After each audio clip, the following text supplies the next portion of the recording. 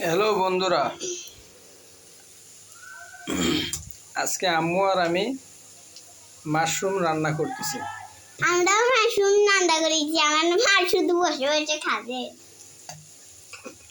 প্রথমে আমরা মাশরুম আর জালি কুমড়া সুন্দর করে কুচি কুচি করে কেটে নিয়ে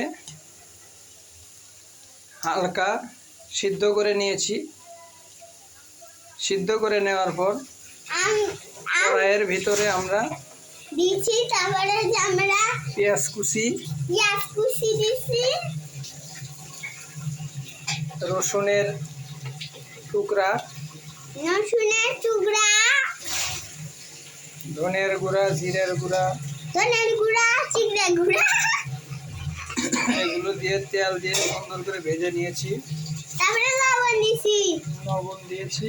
এরপর মাশরুম এবং জালি কুমড়া এর ভিতরে দিয়ে হালকা আঁচে আমরা সুন্দর করে ভেজে নিলাম। তারপর আমরা কি করব আপনারা যখন নিজে প্রায় রেডি দেখবেন। হয়ে গেছে তখন আমরা একটু ধনে পাতা দিলাম। তারপরে হচ্ছে আমরা সুন্দর করে আমরা মাশরুমের রেসিপি আমরা রান্না করে ফেললাম।